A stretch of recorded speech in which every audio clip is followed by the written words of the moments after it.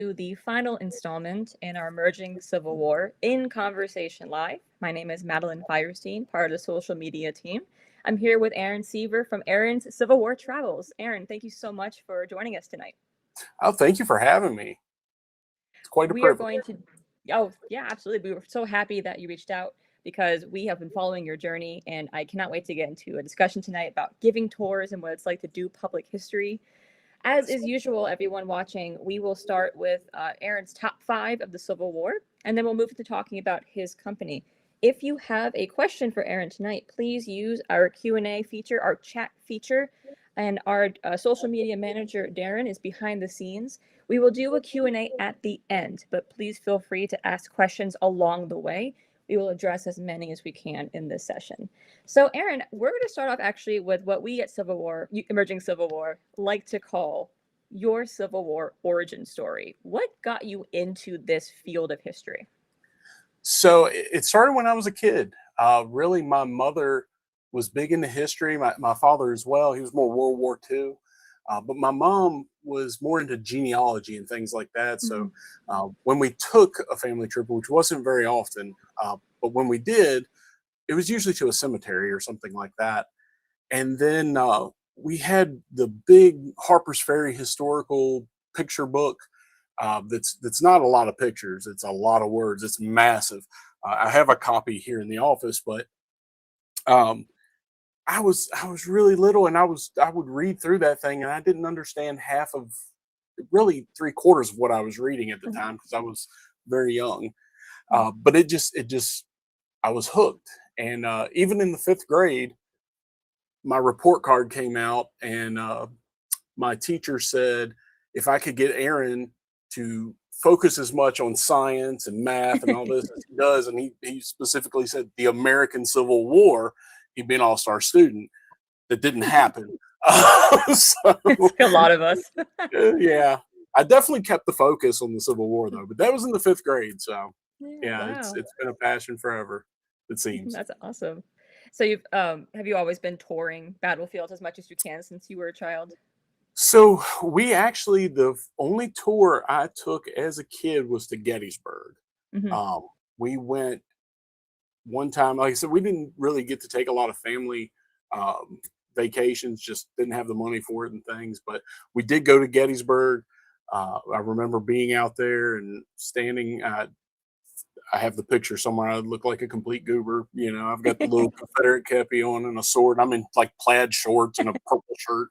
Amazing. So, but I was on the battlefield, and it just that was the first time I got to go to one. Even though here in the valley there are so many, it just we had watched the movie Gettysburg. It came on TV, and I was just hooked with it. Mm, So going that's there, great. seeing some of those places was just awesome. And I've been back as many times. Once I could drive, um, Uh-huh. over the last, I go at least once a year over the last 25 years. Yeah. So we're gonna get into everyone's curious about your top five. Now, for anyone who's new to our live stream series, top five can include events, people, places, battles, or any type of other aspect of the Civil War, book, film. It's really up to our guest here to choose. So, Aaron, you can start with your most favorite, or if you have an order, or just go in any order you want. And I took a breath there because this is like the hardest question Yeah, because I love isn't it it? all. I mean, Right, right, right, right. this past summer I got to go across the country and see so much. Yeah, yeah. But I decided I'm going to do my top three battlefields and then top two people of Civil War Amazing. history. Um, I'll start with the battlefields. The very first battlefield, everybody goes with Gettysburg, but is the Wilderness for me. Uh, Mm, the thickness of the woods, the kind of the beginning of the end, and just when you hike that battlefield, it feels eerie when you're there because the woods are still thick, and the amount of carnage that happens to yeah, see that Americans can do that to each other yeah. at that time is just it's overwhelming.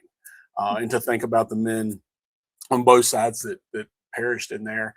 Um, and it's a pretty good sized battle. It's 3 days, really, fifth through the seventh, and this is the first time Grant versus Lee, so there's a lot there that I'm like, whoa.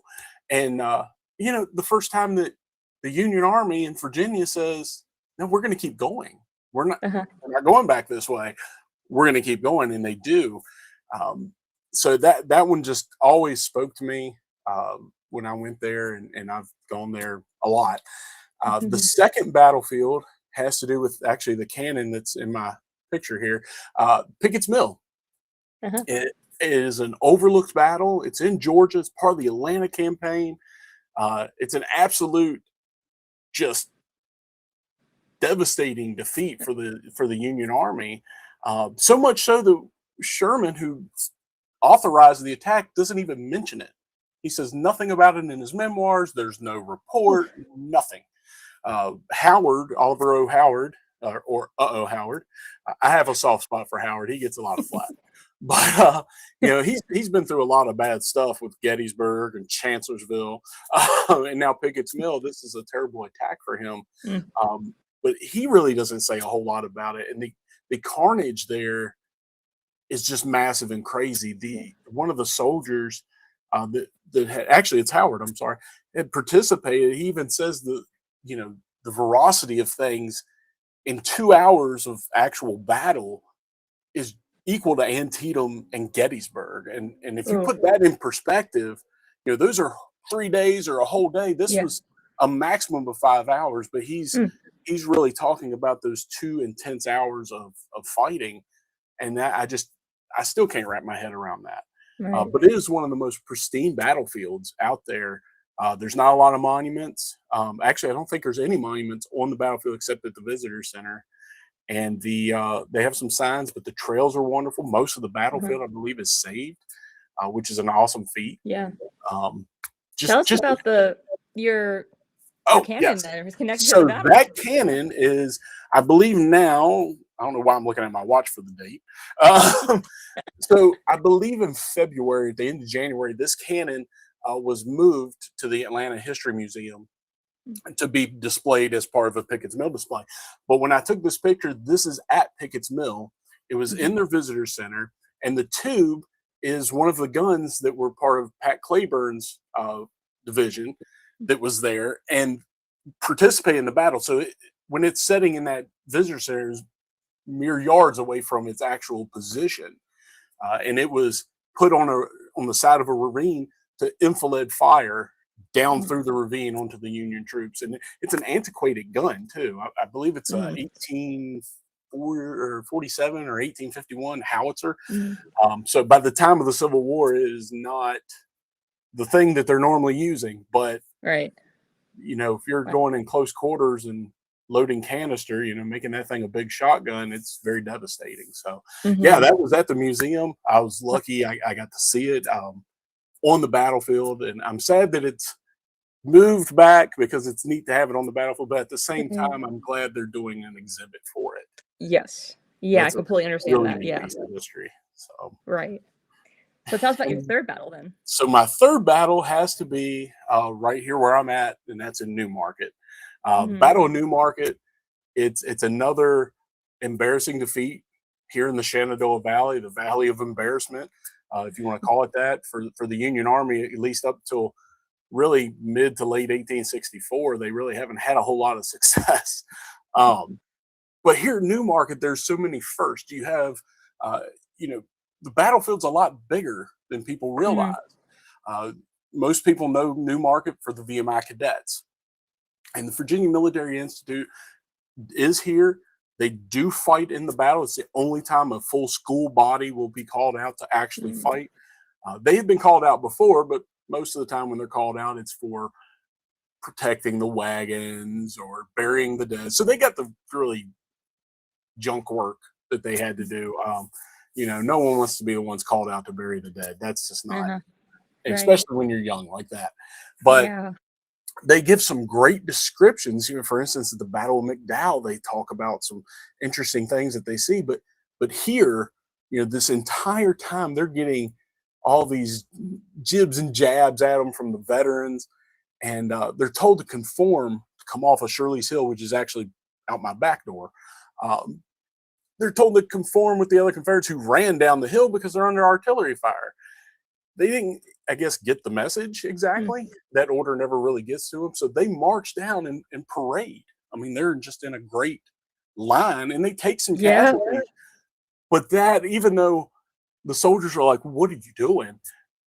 When they get down, the veterans kind of stop picking on them. They're like, Mhm. "Oh, okay, these guys Yep. are legit. Nobody ran." And then you have the famous line from Breckinridge, "Put the boys in," and Mm. then you have them plugging a hole, and you have poor Franz Siegel on the other side who's shouting in German to his American officers who have no Mhm. clue what he's saying. It's a Yeah. debacle, but it's an interesting battle. I mean, you've got Mm. probably around 11. I think it's around 11,000 men on Siegel's army, and this is barely 4,000 for the Right. Confederates. And it's a hodgepodge of units. It's not Yeah. even.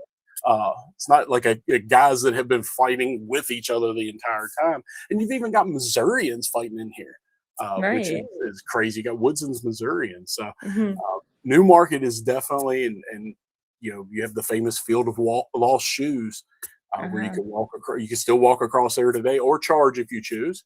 Um, I don't advise it in the rain. The Virginia mud still will pull your shoes off your feet. But great battle, great little battle here in the valley, kind of between major campaigns too. Mhm. Start Right. the start of the Overland campaign, but it kind of gets nestled into its own little thing. So love those three battles. Oh, that's great. Great selections. Now you had two people that you Two were people. pretty interested in. The first one is John Singleton Mosby. I have been a Mhm. Mosby fan for as long as I can remember. I have a whole Mosby area over here in my office. I actually had a gentleman. He wanted to send me a drawing. He said, "What any Civil War person?" I said, "Man, can you do Mosby?" And it's Uh-huh. great. He did that, and those Mosby's just. I like the little guys that are. Mhm. You look at his history even before the Civil War. Um, he gets in trouble a lot, but his daring and he's not a big guy. He's not this. He doesn't seem over the top with his ego Right. either. He's seems very down to earth, and his raids are. I mean, there's something else. They're Phil impactful. Sheridan just yeah. Yeah. Phil Sheridan hated him, but look at him after the war. He Right. becomes an ambassador. He is a Yeah. friend of Grant's, and it's Right. just amazing the life that he leads, and he leads a long life, Yeah. and some of the wounds that he takes in Mm. these little battles that he has. I don't know how he lived. Um, so I just find him amazing as far as a soldier in the Civil War, whether he was Union or Confederate. I think I would have been just drawn to him. But my other person is Robert Smalls. I Hmm. just absolutely love Robert Smalls and his story. And I Yeah. haven't got to do a video on the YouTube page yet about that, but I'm definitely that's there. It's coming. Yeah. Um, this guy, he's a slave and he's Mhm. working on a ship, and he just has the audacity to go, you know what? I'm going to leave. He gets some friends Yep. and he sails right out of Charleston Harbor in the middle of the Confederacy. And Takes guts. it takes guts. And he's got, I mean, someone might say he doesn't have anything to lose, but he does. I Right. mean, if he's caught, he's dead. Yeah. There's Yeah. no, Yeah. Yeah. you know, Yeah. and you think about him coming out of Charleston Harbor. He Mhm. knows the signals and they work. They didn't change them, thank goodness. But he knows the signals. But even after he's out of Charleston Harbor, he's still commanding a Confederate ship into Union territory. And I am sure those Union ships saw that ship coming out Yeah. and probably were moving in to attack once they were out of range of those shore batteries. So Mhm. he's not out of the woods just because he gets away from Charleston Harbor. Now he's got to convince the Union Navy that he's not a threat. And then Yep. see what he does after, coming back Uh-huh. as a soldier. He's a congressman. I mean, just an Yeah. amazing guy, an amazing life. Mhm. So definitely, so he's one of my favorites of all time. Yeah. Oh, absolutely. Well, thank you for your top five. Yeah. Before we move into talking about your company, remind anyone who has just joined us, if you have any questions for Aaron, please drop them in the chat function so that we can answer them towards the end of the live stream. So I want to hear about what led you to start your tour company, and feel free to give some backstory, maybe to your work history. Why not just work for someone else's tour company? You know, why do your own? I'm very curious about your thinking here. So feel free to Yeah, speak as much as you I want. uh, I was in law enforcement for 15 years. I started Mm, out in the law enforcement career. That was another thing I had wanted to do. I ended that career as a detective. Long story short, I had worked at several departments. After 20 years, you can get the retirement, but mm, you have to be in the Virginia system. And I had only been in the Virginia system for 6 years, even though I worked at Virginia departments. The other uh, departments I worked at had a different retirement. mm, So it would have taken a lot. I would have had to do another 14 years. And at that time, I was working in with child crimes mostly. And I said, you know what? I prayed about it and um, just felt like I was being led somewhere else. And it worked out. I actually had contacted the Shenandoah Valley Battlefields Foundation and was talking with them, and a maintenance position came open. mm, We worked it out. You know, it took a major pay cut, but my wife mm. and I talked about it, and she was cool with it. She's been my biggest supporter of all Yeah. time, anyway. But Yeah. you know, we I went there and I worked there for about 3.5 years. And I got to do some really cool stuff, meet some cool Mm, people, see some really yeah. cool things. They do a great job here in the valley of Yeah. they're building parks here. I mean, the infrastructure that they are putting in is amazing. So anybody that comes out to the valley, definitely go see. Whether you Yes. come with me or an SVBF ranger Uh-huh. or whoever, the valley is something you got to see. But Mm, and I was privileged to give some tours and talks there as well. I had done some of that during my law enforcement time, mm, giving a few Civil War talks, but I also was detectives would generally go out and do frauds and scams. So I was one of the frauds and scam presenters. So that we go to uh-huh. churches, nursing home, because those are the vulnerable people, and Mhm. trying to educate.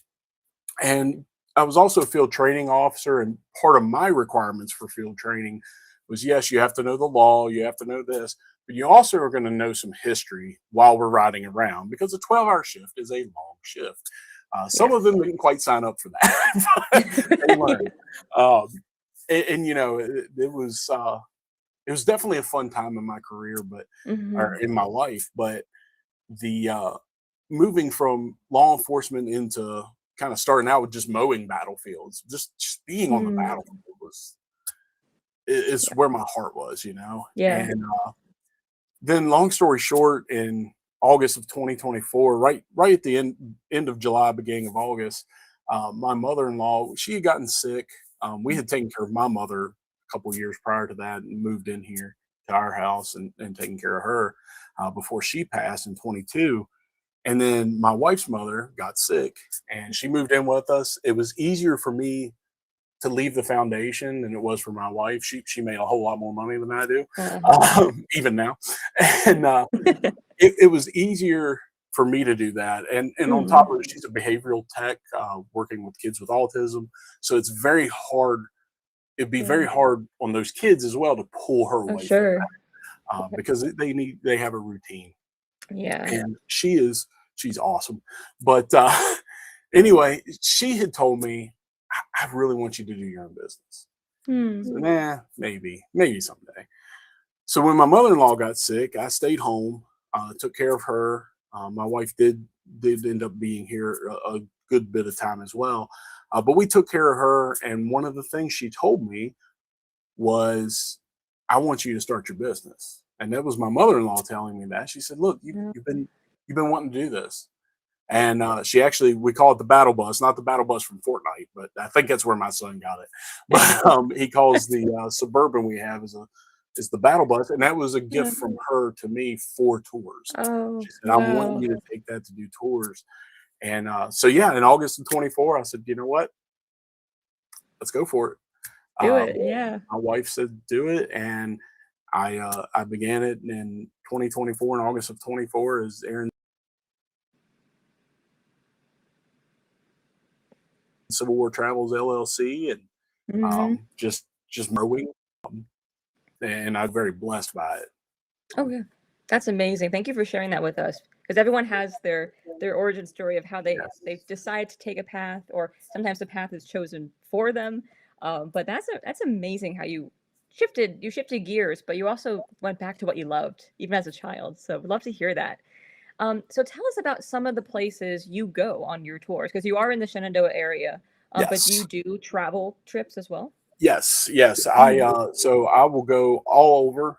Actually, I was just in Ohio on Thursday, giving a talk on John Hunt Morgan's 1863 raid through Tennessee, Kentucky, Indiana, and Ohio, and also the Battle of Buffington Island, which gets overlooked. That organization is really starting to pick up too. Mm. Matter of fact, if you're in that area, I think they have a tour this Saturday on the 28th. Ooh. So I wish I could go. I don't have the time, unfortunately, but great little battlefield that, again, another overlooked battle. Those seem to be my favorites. Um, but yeah, I'm here in the Valley. I do a lot of Valley stuff, but the day before I went to Ohio, I went to Fredericksburg and Chancellorsville to give a tour. I've given a tour up in Antietam. Of course, like I said, here in the Valley, I've been kind of all over the place. I'm going to Raleigh, North Carolina next month. Wow. I'll even be going out to California in September to give a talk. So Uh-huh. uh, lots Very of cool. uh, lots of places to go. And then Yeah. as far as the travels, I do YouTube, Mm. and with that, I started that back in 2016, just kind of dabbling in it. Mhm. It's really picked up over the last couple years. But going out to those little known spots and being able to put someone there that maybe Yeah. they might be in California and they can't make it to the Shenandoah Valley or to Arkansas to Pea Ridge or someplace Yeah. like that. So being able to do that, and it's fun for me too, because just because I've been in a battlefield doesn't mean I don't want to go back. So I will go back Right. and do videos at places that I've already been. Um, Mm. and we went on this summer trip, and part of it was business. I did. I had planned to maybe do 20 videos. I think we were in like the 60s. Mm. Um, Wow. Everywhere we went, I was like, "Oh, I got to Yeah. do video for this." So, Mhm. and of course, all of those are not out yet.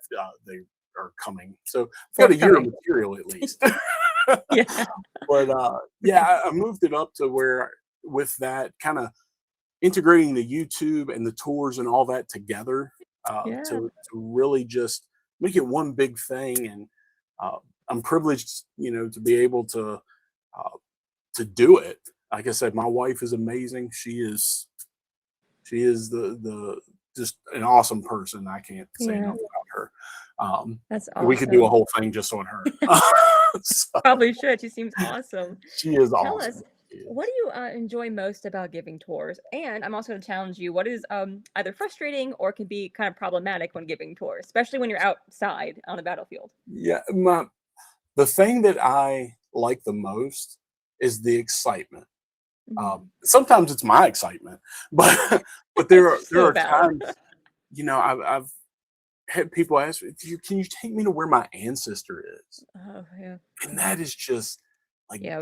that's like top right there. Because if you can take them to where they're at least within feet or yards of where their relative was, it's Right. that Oh. personal connection.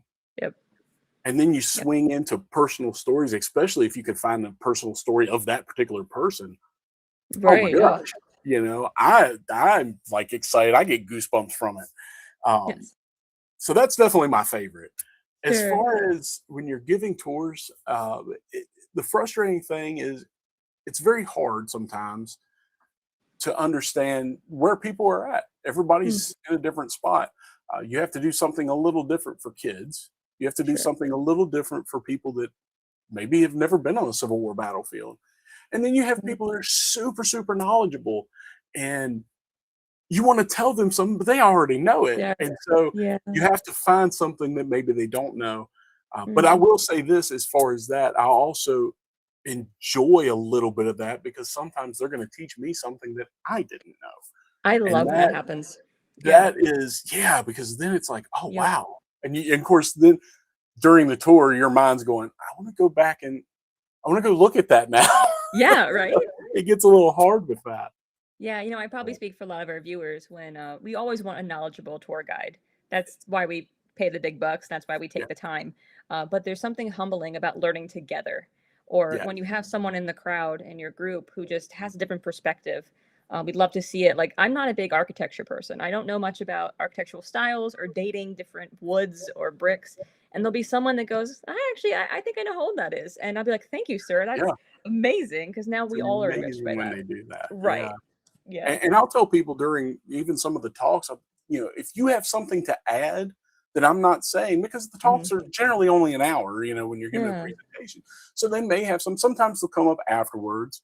But sometimes I've had people bring me, actually, I think the last three have had people bring me stuff, say, Oh, hey, I cool. wanted you to have this. I wanted you to, be able to use this. This is a Yeah. personal letter from Right. my family member or a friend's family Wow. member, something that it's not in the archives or anything. It's just something they had. So Hmm. there are things like that that come out, and I'm I'm like, yeah, yeah. And I had one. We did the Battle of Whopping Heights at I did it for Shenandoah County here at the beginning of March, and the gentleman was there had worked in Warren County and had actually given a tour of the Whopping Heights battlefield, and he had a ton of stuff. And he just asked, he said, "Do you mind if I share?" I said, "Go for it, dude. That's Yeah. I'm all for it because I might learn something." There were a few things that I taught him and he taught me, so it was great. That's great. Are there any other stories, and I bet there's so many, but any other stories that stick out to you about visitor experiences or when you've met somebody on a tour that, like, for instance, with the ancestor connection or someone that just like really got into history while on one of your tours? Anything stick out to you? It's the kids. Uh-huh. I've given tours to some school groups, scout groups, and some of the kids.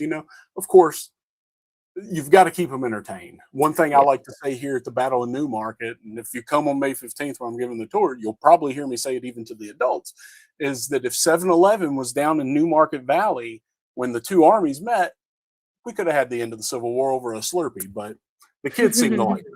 And then they asked me if I'm going to take them for Slurpees. I was like, no, it didn't happen. We're not doing that. But Don't let them finesse you that way. yeah, they try to finesse me into that. But, you have to, the kids really, each tour, there's been two or three that are just honed in, Yep. and they come up to, and they have the questions that they ask. You're like, and they're not necessarily ones that have been studying the war, but they Right. know enough. And the Yeah. question that they ask is sometimes out of left field, and you're like, where did you come up with that? And that is a great question. And so then Yep. you get to you get to impart that knowledge. Um, that just, and the look on their face when they understand Hmm. what's happening, and that's Yeah. with the adults too. When that light cuts on of wow, Yeah. that is probably the best thing, because Yes. you've done your job. Yes. Yeah, 100%. I mean, I love when anyone of any age lights up, but there's something particularly warming about when it's a young child, or especially a teenager. They're hard ones to crack when it comes to getting them Oh into gosh, yeah. history. But there's My nothing son is like seeing 12. someone look up from their phone or unfold their arms and be like, "Oh, what did you say?" That's so fun. Yeah, it is. It's fun when they can do Yeah. that. I'd like to ask you about where you see the future of your Civil War travels going. Are there places that are on your bucket list for developing tours or traveling for your YouTube channel? Yeah, so traveling for the YouTube, that's the easier one. Uh, Sure.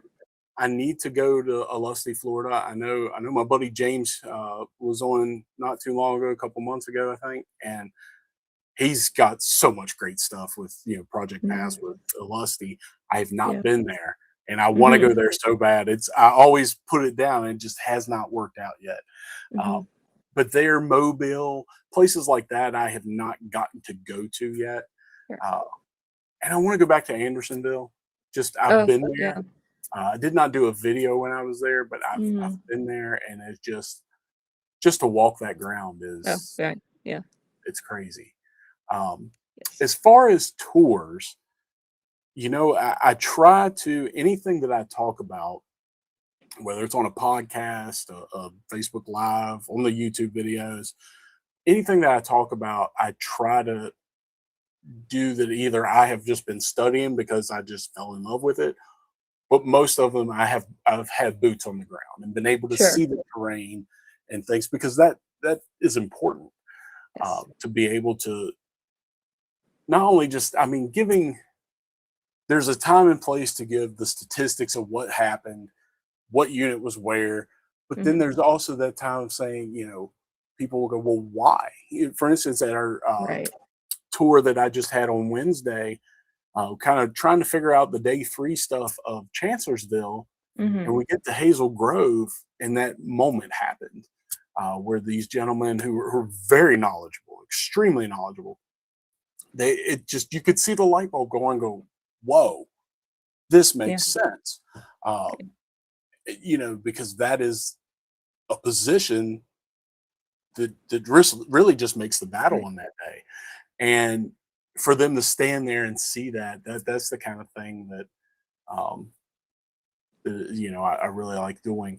So as far as future tours, I've got a pretty good amount of stuff here in the valley. Yeah. That I've there's a lot here in the valley, and I've tried to move into also doing stuff on the burning because Uh-huh. that is another overlooked thing. Sure. We have a wonderful book by John Heatwell. He went around and got a bunch of stories. And unfortunately, John has passed, Mhm. some time back. And I think there's not many people that really go out and talk about the burning, though. I think former park ranger Eric Campbell still goes out Mhm. and does it.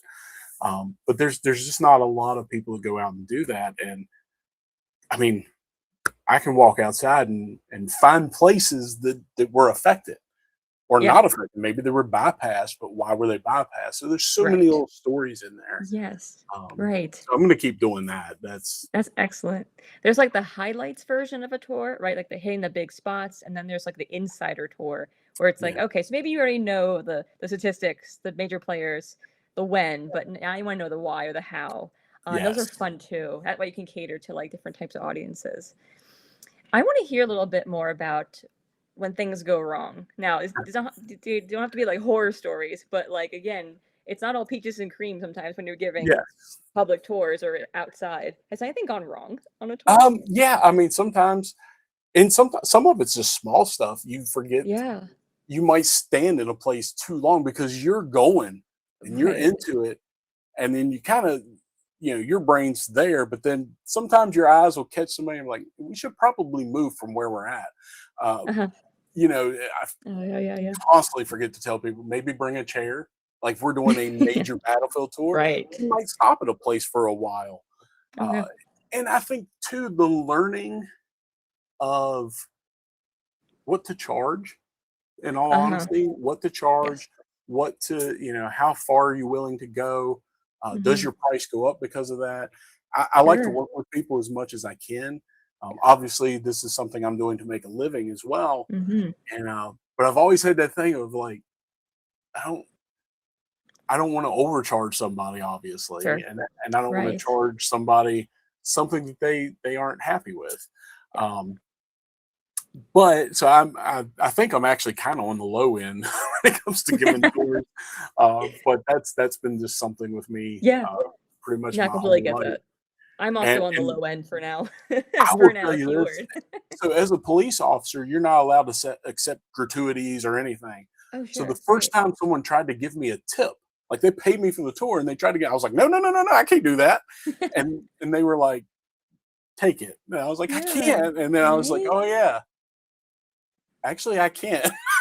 I'm Yep. not a public servant in that aspect anymore. No, it's a big Um, switch. I totally understand. I mean, I had yes, the same after 15 situation. years of not being able to Yeah. do it, it's like growing Yeah. this. I said when I left law enforcement, I wasn't going to grow a beard. Sure. There we go. It Within fits like the 2 vibe. weeks, It I works. started. Yeah, it just happened. When I worked at Arlington National Cemetery, of course, we couldn't accept any tips, and I was essentially like a tour guide because I would be posted at major Hmm. attractions to monitor the safety and security of the site of the grave. So JFK's gravesite was a big one. I was posted at daily to make sure no one did ludicrous things, which they did. There was a girl one Yes. time who was doing yoga for a video. She Yeah. had her little selfie stick and she was doing like yoga poses by the eternal flame. And that was my job to go, no, no, keep going. And Can't people do tried that. to Yeah. give me tips, and I'm like, I'm sorry, I can't accept as a contractor. But no, it's a whole different ballgame now. Yeah. And there's still those things, when you're on a battlefield too. Yeah. Uh, so, like I said, some people have not been on a battlefield and they don't, Sure. the level of respect that needs to be at these places, Hmm. um, to honor the men that died there, it Yes. still has to be pretty high. And sometimes it's hard to convey that, because you have Hmm. kids. I mean, I get it. There's going to be kids that are going to run around and stuff like that, Yeah. and it's about just kind of finding that happy medium. I mean, that's why I love, like, here at Newmarket. Um, we're gonna, at the same time that I'll be giving the anniversary tour on the 15th, and Oh, at the nice. same time, that same weekend, we're having a Boy Scout or a Scouts America camporee, Hmm. and to keep the kids engaged. One thing, because kids love to run. We're gonna get up to the field of lost shoes. I'm gonna be like, all right, charge, Go. go, have This at is it. your time. This is your time. Run it out, man. Um, Yep. and I'm kind of curious to see how many adults do it. That's going to be the one. Yeah. Um, This is your so one time to run on a yeah, Civil War it's your one battlefield. time to Take it. run. If you get injured, it is not my fault. Yeah. But you Please have sign to, here. Yeah. yeah, exactly. You have to keep all that in mind of, Yeah. injuries, keeping an eye on people, because For someone sure. might be really into it, but if they're dehydrated, Oh, they're probably not going to tell you. So I try to no. make sure I have some water on hand if I can, and Yeah. things, especially with big tours. Yes. Oh, and the thing is, people always say, "Well, why are you giving tours during a heat wave?" I'm like, "Well, people are showing up. Yeah, People, I that's when mean, they want the tour. Yeah. and hey, they have travel plans, especially here. I live right outside DC in Alexandria. People have booked this months in advance. It's not their Mhm. fault. There's a heat wave, and they still want to do the tour, and we have to adapt. There's Yeah. something fun about a group gripe when it's really bad and hot outside, or there's times when it's been a heat wave, and I've been doing a walk around Alexandria tour, and it's off the pavement and the asphalt. It's so hot, and the people like, do you want to sit down? Like, do you want to just like, as the tour Yeah. guide, do you want to sit down? Are you okay? And I'm like, oh, I got this. This is second nature. But people Yeah, are I'm very used to kind. this. Yeah, Yeah. and that is the Yeah. bigger thing you run into is, we there's always something that seems negative in the world, but when you go and talk to somebody, whether Yeah. it's about the Civil War or just about how their day is, Yeah. 99.9% are Yes. wonderful. And 100%. Yeah. and Really great. that 0.1% that might not be wonderful that particular day, maybe they just had a bad day. Yeah. It And could, yeah. unfortunately, It maybe, could have been maybe anyone's tour. yeah, Right. and maybe they'll come back to it and be like, "Man, I want to do that again, but I want to maybe go a little farther with it." And Yeah. that, it doesn't put you It's in the fun. greatest of moods, but Right. It's funny because you mentioned earlier about sometimes people, you can't read them very well. Right. Maybe there's some guy on the tour or some lady who's just very stoic, no facial expression, no questions, but then they'll leave you the kindest review. Or yeah, they'll be like, they'll pass on word of mouth about Aaron's awesome tours. And, we love that. So, just know for anyone watching, tour guides don't need you to be demonstrative or always expressive. right, Um, just maybe at the end, hey, nice tour. And then you can part ways. yeah, With exactly, confirmation and we did okay. that's a thing, and it is, when you want to do well and you see somebody Yeah. stoic like that, you're like, "Oh, I'm going to keep doing it, Until you tell but me I'm not not to. keeping that. Like, are they okay?" And then yeah, a lot of times they'll come, "Thank you, this Yeah. was great, appreciate it," Yeah. and that's at some point they took at least something away from it. Yes, 100%. So yeah. Before we get into our Q&A session, we can continue talking here for a bit. Just want to remind any viewers, if you have any questions for Aaron, now is the time to put that in the chat. We'll spend the last 15-ish minutes going through some of your questions. We already have some great ones. Oh, good. But before we get into the Q&A, would you like to push any of your upcoming tours, just so that then we can go into Q&A for the rest of the Yeah, time? Anything you absolutely. want to tell us about? I'll have stuff coming out on the website. I Yeah. know it's there on the screen. May 15th, I will be doing what was once known as the director's tour for the Battle of Newmarket through the Virginia Military Institute. Last year we were going to do it, but it kind of got out a little too late, so it didn't end up happening the way we had hoped. But Hmm. this year we've got it out early.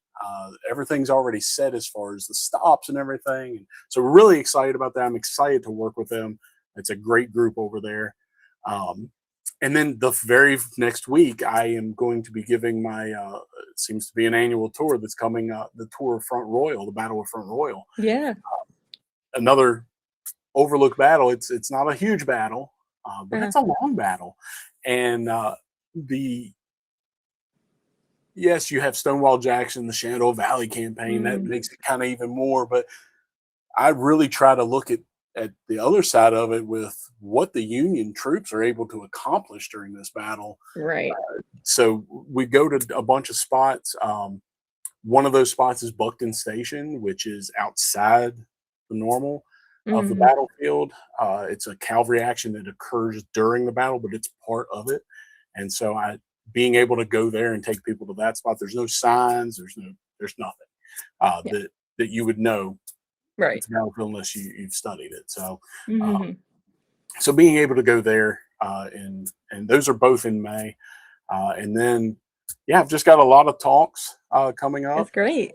Yeah, That's there's awesome. it's I'm going to Indiana in July. So, Hopefully it's not yeah, too hot. yeah, I'm going all over the place. Uh, Wow. good number of roundtable talks, Uh-huh. Yeah. and I'm always up for a tour if I got the time and I can make it. I Yeah. love doing it. Um, Are there a list of your speaking engagements on your website of where you're yes, going to be? Okay, yes, great. and I'll actually Excellent. be updating that because I've got Sure. some more that just came in. So Perfect. That's kind of changing awesome. some things around. Yeah. I also realized there was a question I meant to ask you earlier, that I want to make sure I do. You mentioned way at the beginning that your parents or your mom had done a lot of like genealogy research, so you had Mhm. always been exposed to that. And then when with the ancestor and battlefield connection, I'm just curious if you have done your own family research as to any A of these little bit. battles. Uh huh. A little bit. So I have, well, so here's just a weird little story. Sure. So I have four names. I have two middle names. My mother Oh. wanted me to name my child with four names. I said no. The last person in my family on my mother's side of the family was killed at Gettysburg that had four names. Whoa. So we thought that he may have been my great great great grandfather. Mhm. Turns out he is a cousin. His name was Robert James LaRue Glendy. Now, my grandfather on that side, my great great grandfather on that side, is Robert James Glendy. So Ah. it's the same name, just there's no LaRue in there, but they're Mhm. all intertwined and related. So Robert James LaRue is shot on the third day at Gettysburg at Colts Hill that Uh-huh. morning, and he will die of his wounds Mm. that he suffers to his right thigh. My other grandfathers that fight, one is a little bit too old to be fighting. He will fight actually at the Battle of Piedmont here in the Shenandoah Valley as part of the Home Guard. He's kind Uh-huh. of scripted into it. That's the only action that I know of that he was in. But I have got to go and stand where the Home Guard would have been at Piedmont with historian Scott Patchen. Took us on a wonderful tour over there. Mhm. Um, and then my other the other uh, grandfather, Robert James Glendy, he he is in I believe it's the 12th Virginia Cavalry, so he is all over the place. Uh, Right. he's at Brandy Station. He's just all over the place, and from what I have found, he lives through the war. Um, Wow. but there's not a whole lot on any of them. I do have some of Mm. their records and stuff, but I've dug into it a little bit. Yeah. My mom did a lot of stuff. I can read Sure. cursive a lot better than probably most Yeah. people because all her notes are in cursive. Yeah. So Yep. having to go through those, I haven't. Yeah, it's a lot. Yeah. She did a That'd be lot. cool on one of your tours if you got to be able to be like, and my great great great grandpa stood right here and he fired Yeah, from right here. That'd be a fun touch. yeah. Well, and with Robert James LaRue Glendy, Uh-huh. the one at Gettysburg, he fights at Kernstown, and I was Ah. with Gary Eckelbarger and on a tour, and we were there, and I said, I have a relative in the Fourth Virginia Pulaski Guards. He said it would have been right here. So Right. Wow. it was, I got the experience Yeah, yeah, yeah. of what I like to give people. Um, Amazing. yeah, so it That's was very cool. Okay, fun. awesome. Well, Daz, would you want to go ahead and put up our first viewer question here? Ooh, what do you think of the Mosby Grant friendship as a Mosby fan? I like it. Honestly, I think it shows the progression. Mhm. Yes, Mosby fights against the United States as far part of the Confederate Army, especially the type of warfare he does. But to be able to take that and change, and then Grant is, especially in the South, Yeah. is looked at as a terrible person. And really, you Right. look at Grant, and the man just wanted the war over. Yeah. He knew what he had to do. Yeah. He just was a good guy, Mhm. honestly.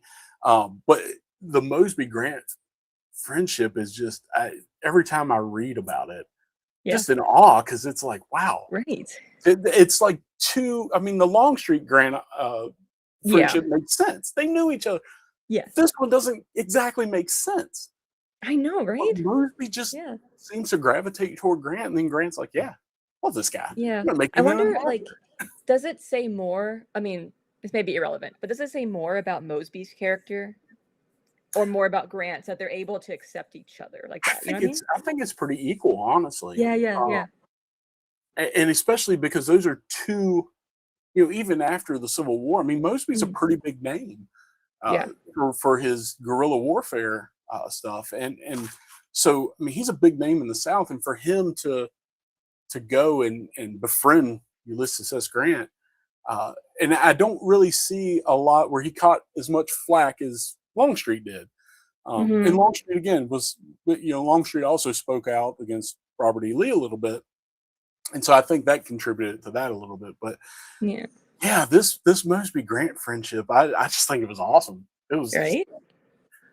I even the first time I read it, I was like, this isn't, and I hit it, and I was like, what? Wait, when? I remember reading it at a younger age, trying to figure out how that happened. So, Right. Yes. All right. Cool. So let's do our next viewer question here.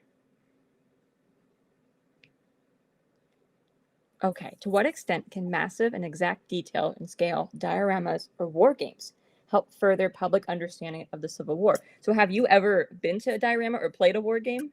so that's an interesting question. I've been to a diorama, however you say it. Diorama, Uh, diorama. Absolutely love them. The one at Gettysburg, freaking awesome. Uh, as far as war games, I've played Mhm. Risk. I've played 1941 Allies and Axis. Uh, love those games. Mhm. They're really cool. As far as a Civil War game, I have not played one, but I will be playing one soon. As a good friend of mine, good historian, Bill, who does Goober's travels with it's a little Goober is a little bear. He goes all Mhm. over the place. We got to talking, and he said, "I want to make a Battle of Newmarket game." Yeah, yeah. And so I was the historical advisor on that, and that was a neat Wow. process to be able to dive in and start understanding how that does it. And I think it really does Yes. push the public understanding because when you can put yourself in the shoes of those people, Yeah. whether it's Union or Confederate, and you could do both sides, Mhm. when you can do that and start understanding some of the tactics and some of Yes. the reasons you can't move this way or move that, why didn't they just move to the left and go this way or move around to the Mhm. right? Um, you know, you really start to be able to see that Yep. stuff. So yeah, I It's a think great teaching tool, oh, 100%. absolutely, When absolutely, I it's when I another was a visual aid. oh, yep, absolutely great visual aid. When I was a teacher, I taught middle and high school, and I taught essentially solely history. And it seemed like I taught the world wars just every day because that was just a huge unit, right? We did a lot of, um, we got some action figures and we moved people around. I printed out a map of Europe, I print out a map of the colonies for the revolution. Yeah, And to have the kids just be pushing stuff, or we would have like, not really like an alternate history, but like with the what ifs. What if they went this way? Or what if, hmm why couldn't they get the supplies? And maybe, as our part, we would only spend, unfortunately, like 1 or 2 days on the military parts of war. We spent a lot more time on the political and social yeah, the causes reasons that of things are the happening. reasons and the after. Yeah, 100%. Yeah. So no, I love them. Have you ever been to the cat diorama in Gettysburg, the one where it's made up entirely of cat soldiers? I have not. I've seen You it. should I've go. seen pictures of it. I want to go. It just has not. So my wife and son love cats, and I wish that I had Perfect. known about it when my mother-in-law was alive because she actually raised Oh, cats. She loved cats. uh-huh.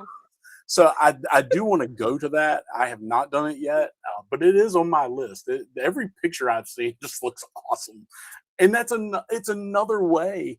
It seems silly, but at the Yeah. same time, how many people has that engaged for Yeah. them to start understanding the Battle of Gettysburg? As if any Yes. of us understand the whole battle, but I, we can dream. crazy.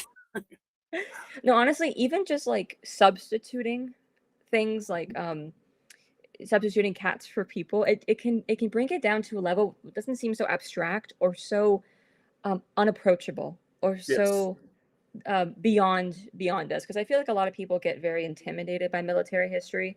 They like talking about the politics or the social issues or the economics, but then the minute it turns to strategy or tactics, it's like they check out because it's like, Yes. oh, this is where I back out of the conversation. But even little things like cats can help people understand it better. So I just love that museum Absolutely. for that reason. Yeah. We Absolutely. got we got one more question tonight. So let's go ahead and put Okay. that on the board, Daz. Oh All goodness, right. Joey.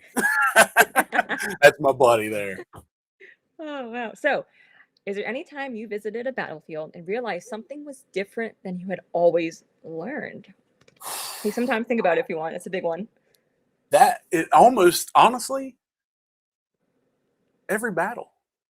At Okay. least the first time I've Yeah. went there, because you visualize, you can read it, you can look at a map, and you visualize it in your head. Okay, this is how it is, and then you get on the ground and go, hmm, okay, Mhm. well maybe I'm not, maybe I, and so then you can get the map back out and look. Uh, Yeah. there's always something that just Yeah. surprises me on a battlefield, that for the wilderness. Hmm. And I'm thinking about that when the thickness of the woods, you read about that and how thick it is, but then when you go and experience it, it's even more mind blowing. Yes. Even today, they are thick. And Yes. my Right. wife and I were walking on I believe it was the Gordon's Trail and Mm. Gordon's Flank Trail, and there was a bicyclist on the trail, and we could hear him. And we rounded the corner, and suddenly we're in Union lines, and we couldn't see him. And then, Yeah. boom, there he is. And I'm Right. like, this is what these guys dealt with. And so I think maybe it's not sometimes it's realizing that something was different, but realizing just how intense some of that stuff is. Hmm. But terrain is a big thing. Why in the world would you put a cannon here? That doesn't make Yeah. sense. And then you can look at the map, you see the elevations, you go, well, I don't know. Right. And then when you're there, it's like you get the overlook of everything, Yeah. and Is it there changes is it. there a battlefield you've toured where, I mean, due to modern development or not being able to save a good portion of it, it's harder to take than the maps and then the primary accounts and be like, so Chantilly. imagine here. Oh, yeah, Yeah, that's a big Chantilly's an one. easy one on that. It's Yeah, it's a very it I doesn't will really have exist a anymore. video coming out on that in the near Right. future, but yeah, there's not a lot It's there. I awesome. mean, thank God Right. they've saved what they have, but Yeah. um, that's one that's really hard to imagine some of it. Yeah. And on top of it, then you throw in there's a rainstorm and stuff happening too, and it's like, you know, Right. and then of course here in the valley, Hmm. uh, my interpretation of things, I can imagine some of the stuff, but it is hard for some people to imagine. For instance, even here at Newmarket or Fisher's Hill or Winchester, Mm. you have Interstate 81 running right down the middle of some of Sure. these battlefields, and it's hard for people to understand that the battlefield went across that and continued, and the interstate wasn't there. Um, and I've had people ask me, "What do you do? What they do with the interstate?" And I just said Mm. the Virginia State Police were on top of things and stopped traffic while the battle was going, and then Right. everything Yep. resumed when it was done. Um, Yep. I don't know if anybody's actually believed that yet, but there's probably been one, maybe. Yeah. But yeah, I think it's a great question. I Uh-huh. mean, it No, it really is. is, and I don't expect anything less from Joey. Um, he's awesome, great historian in his own Yes. right. But yeah, it's I feel like there's always something you realize is a little different than maybe you Sure. thought it was. Yeah. And at the same time, isn't that, don't we benefit from that though? Oh, Because I mean, absolutely. of course it's convenient and helpful if it's exactly like the books say or exactly like the primary source accounts say, but there's just something like it'd be nice, it'd be a different perspective, or because the terrain has changed, we have to really try and do critical thinking here. It's not just provided for us. Yeah, So there is a benefit to that. Mhm. absolutely. Port Republic's Mhm. another one that's Uh-huh. because the modern road goes through, but Yeah. and the Valley Battlefield Foundation does have a portion saved of the original road. But if you Hmm. don't know that that's a road cut, that they do have a Right. sign there and stuff. You never Yes. know that the artillery's not over here; it's over here. And I always thought of it over here. So there's a perfect example. Yes. So what we'll do is we'll wrap up for the evening. Aaron, where can we find? Oh, actually, one more one more question here. What do you think of his mentorship of George Patton? Go ahead. That's actually a pretty good one. Let's answer that I, one. I think again, Yeah. amazing. I mean, you Yeah. just look at Mosby through history. I mean, the guy Right. he seems to be Right. everywhere. And Yeah. yeah, the relationship between him and little George Patton uh, is just it's mind blowing. And Yeah. I think you see some of what Patton does later is kind of Hmm. Mosby-esque. You know, he Yeah. learned from a little bit of what Mosby did. He Yep. hits hard, Yeah. and he likes to be precise and do it exactly the way he needs to do it, and maybe a little sneaky too. Yeah. And I'm sure Rummel thought that too. But Yeah. yeah, Yeah. I think the fact that you have Mosby with Grant, and then you have Mosby with Patton, and just all the in between. Yeah. Those relationships are just amazing. It's Oh, 100%. Yeah. what makes Mosby one of my favorites. I think you've touched a lot of hearts tonight with Tales of Mosby, so I think you probably converted some people. Well, Aaron, it has been absolute pleasure to have you on the live stream tonight. You guys can check out website aaroncivilwartravels.com. You can find Aaron also on TikTok, YouTube, and Facebook, so please check him out. And again, everyone have a fantastic night. Thank you again, Aaron. Thank you. We'll see you online and on the battlefield. Absolutely.